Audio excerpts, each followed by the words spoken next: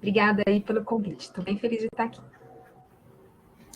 Nós que agradecemos a sua presença, estamos muito felizes com você aqui com a gente. Gostaria de chamar também o André, o doutor André, se for possível, para se juntar a gente para poder responder as perguntas.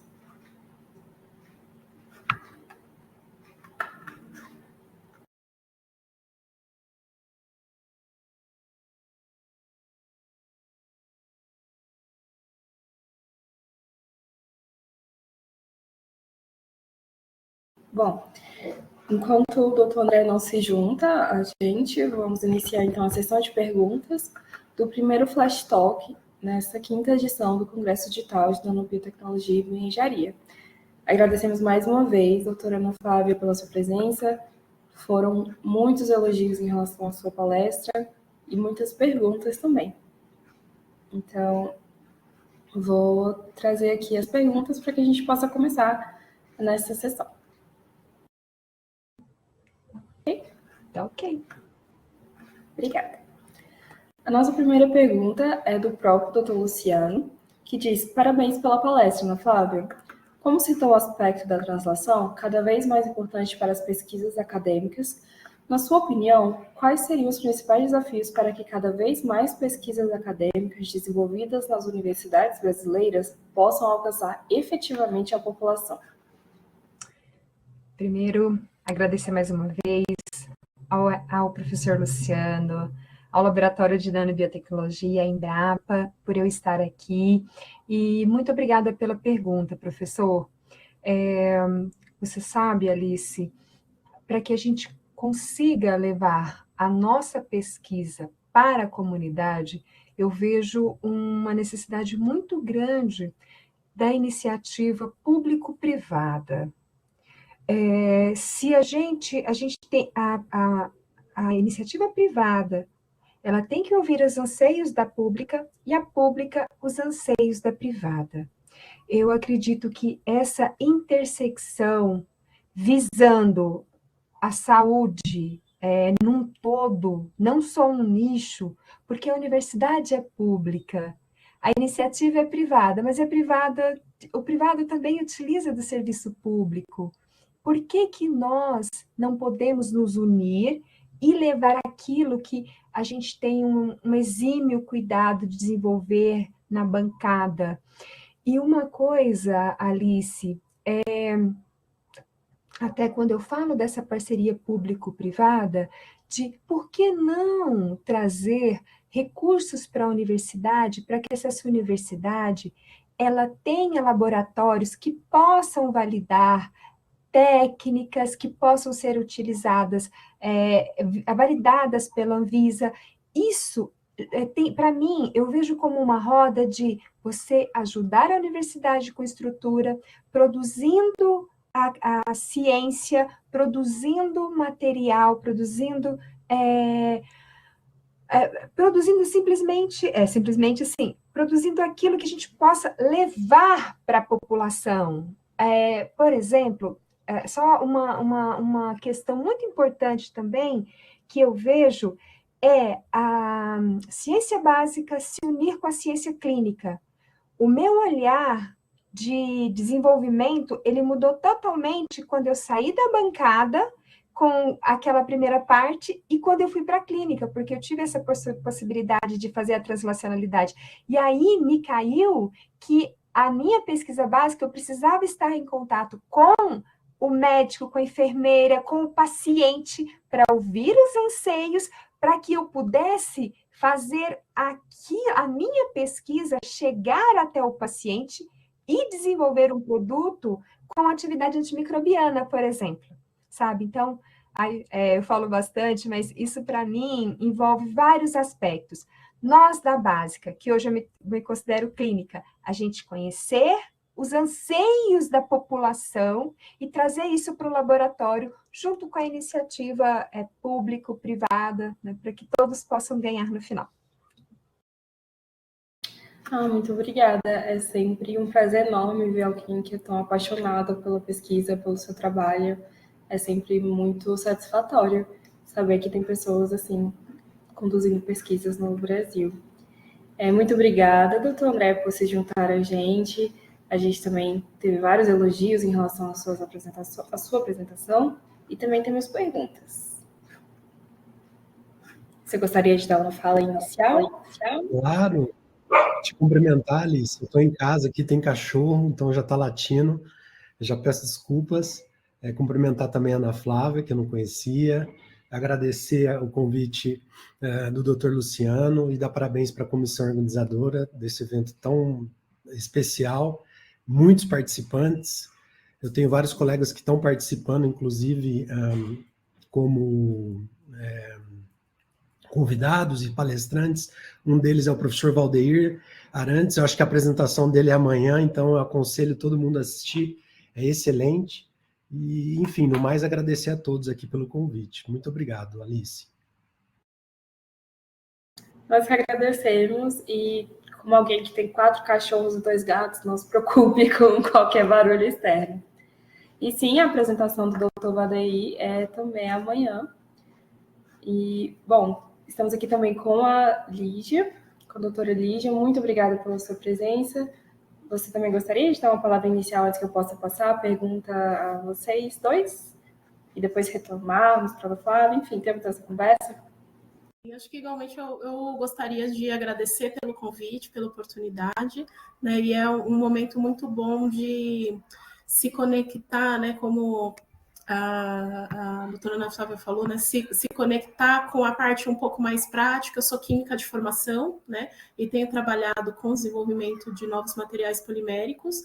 Então, assim, esse caminho, né, que a gente vai da bancada e aí ouvir essa ligação, a relação já com a aplicação ou com o paciente, com quem já vai desfrutar e usar os materiais que estão em desenvolvimento, assim, é sempre muito, agrega muito, né? Então é muito bom compartilhar, é muito bom estar nesse ambiente. Então, para mim, está sendo uma experiência ótima, né? Espero que a discussão também agregue bastante, né, que eu possa vir a compartilhar. Então, quero, né, marcar aqui o meu agradecimento pelo convite.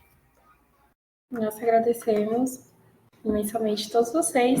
Infelizmente, o Thiago não pôde estar presente aqui conosco ao vivo, mas a gente vai passar as perguntas dele e vamos encaminhar as respostas posteriormente. Então, voltando às perguntas, temos uma pergunta para o André, também do Dr. Luciano, que diz: parabéns pela apresentação, muito obrigada, André. A definição das condições de formação dos polimerossomas no grupo de vocês tem sido realizada de modo empírico, com base em experiências bem-sucedidas anteriores e otimizando com relação à seleção de condições ótimas? Ou vocês aplicam abordagens de design de experimentos para a seleção das condições até que a definição para que elas sejam consideradas ótimas? Obrigado pela pergunta, Alice. Acho que foi do Luciano, né, a pergunta. Ótima pergunta. No nosso grupo, a gente utiliza sempre a base empírica, tá?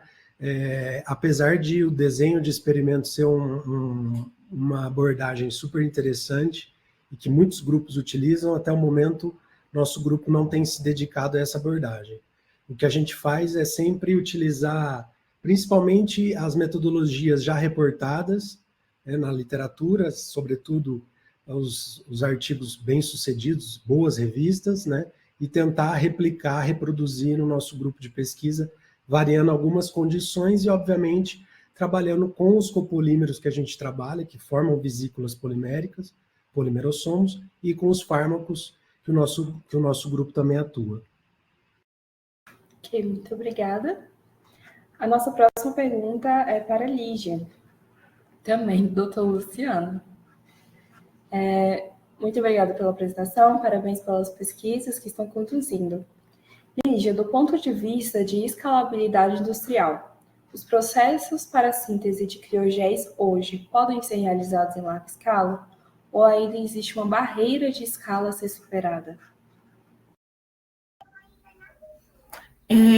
Eu acho que ainda existe, eu não diria uma barreira, né? Mas acho que ainda existe um caminho a percorrer, né? Para a gente conseguir aumentar a escala. Então, acho que existe a gente precisa explorar ainda essa etapa de aumento de escala, né? Então, não chamaria de barreira, mas chamaria de uma necessidade, né, de trabalhos nesse sentido, né, de colaboração entre a universidade e indústria, né, para a gente conseguir aumentar essa escala, né? Então, uma das estratégias para a gente conseguir um material poroso que é interessante para crescimento celular, né, é a liofilização, que exige baixas pressões. Então, a gente precisa, por exemplo, nessa etapa, né, de um estudo para a gente conseguir fazer isso em larga escala, né? Não diria uma barreira, mas eu diria uma necessidade, né, de explorar. Ok, muito obrigada. Acho que você explicou super bem. A gente até debateu um pouquinho antes sobre essa questão de levar para o nível industrial, permitir o acesso à população. E é um caminho muito longo e muito burocrático a ser percorrido, isso para todas as pesquisas, né? Então, vamos voltar um pouquinho para a doutora Ana Flávia. Temos uma pergunta do Valden. Ele pergunta, em relação aos nanocarreadores lipídicos, como a aplicação é tópica, existe algum risco se houver nanoparticulados entrando na corrente sanguínea? Desculpa, seu microfone está fechado, Ana Flávia. Eu achei que eu tinha aberto. Boa noite, André. Boa noite, Lígia. Um prazer aqui ouvir vocês e aprender. Lígia, aprendi muito com você. A gente precisa trocar umas figurinhas depois.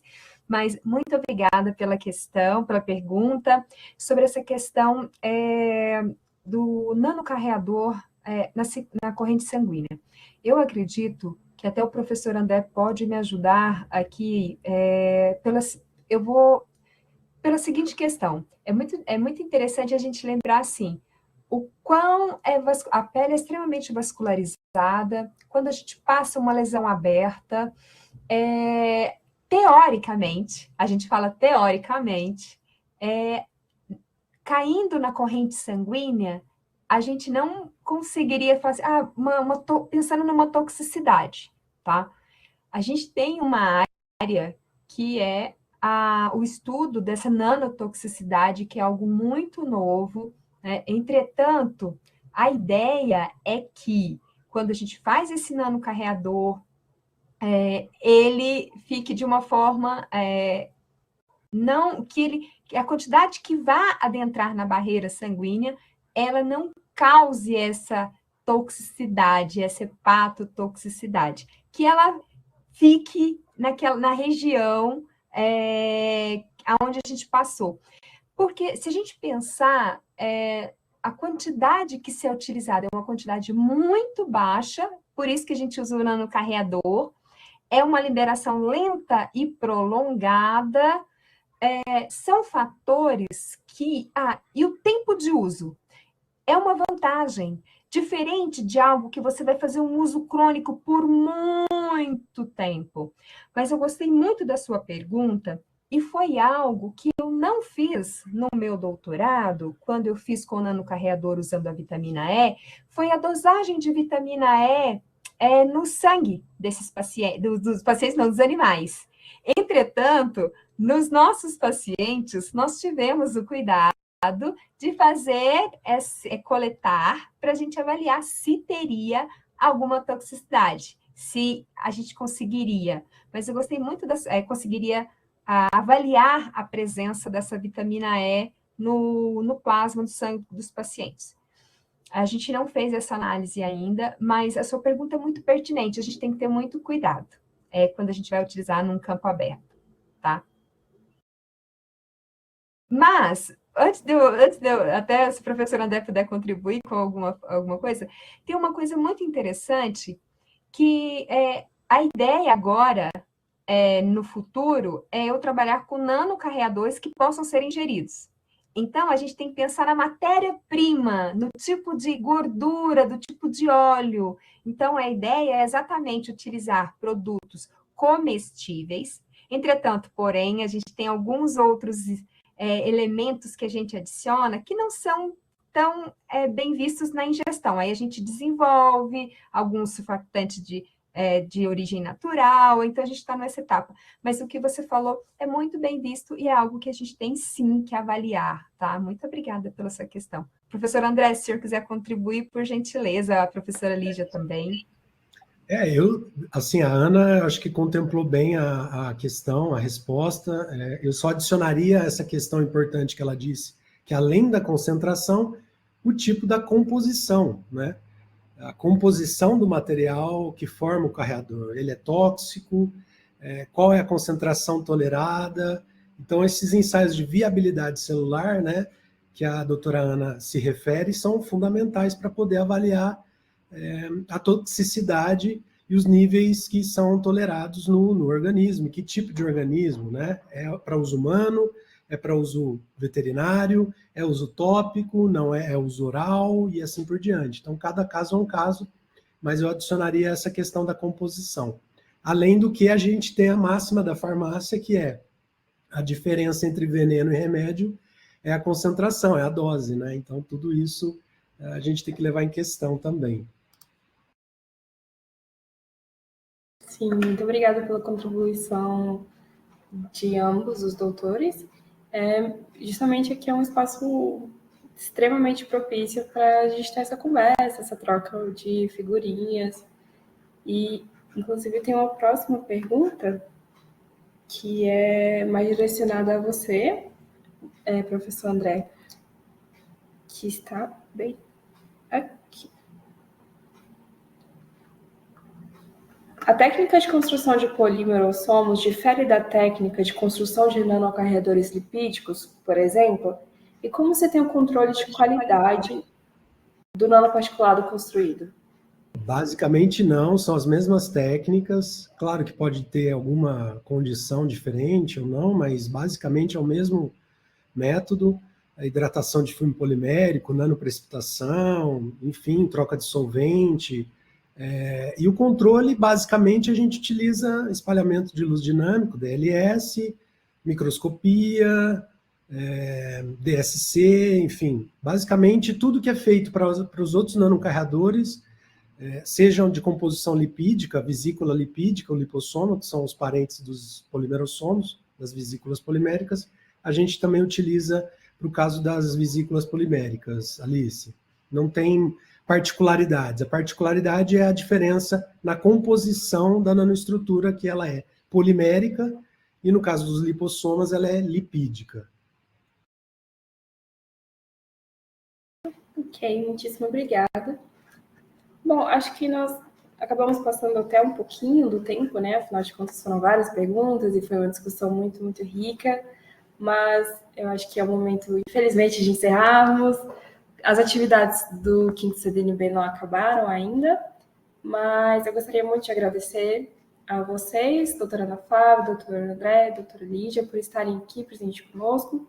Nós iremos levar as perguntas que não foram contempladas para vocês, então, obrigada por se disponibilizarem, tanto por estarem aqui, por responder as perguntas, e agradeço em nome de toda a equipe organizadora.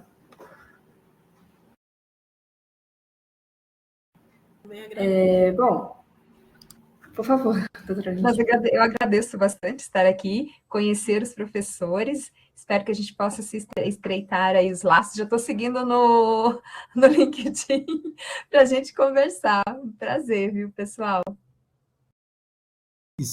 Faço das palavras da doutora Ana Flávia as minhas também. Muitíssimo obrigado, adorei. Pena que passou tão rápido.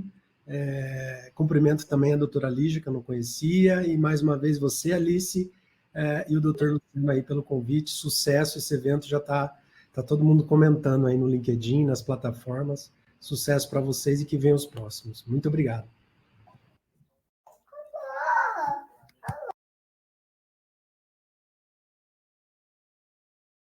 Se você quiser escrever alguma mensagem, doutora Lígia, eu posso ler para você também.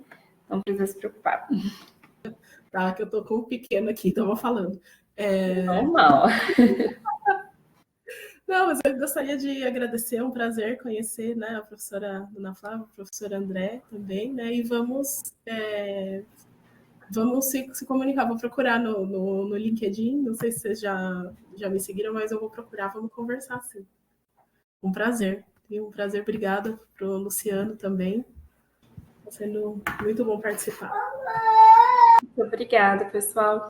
Mais tarde, às 19 horas, nós teremos o momento de live com os nossos embaixadores, seguido da nosso coquetel de abertura do 15 CDNB. Amanhã teremos o início dos minicursos, são 3 opções que vocês podem escolher, todas muito interessantes. Participem, por favor, doutores Ana Flávia, André e Lígia. E é isso, agradecemos a participação de vocês, pelo envio de perguntas e até as próximas atividades.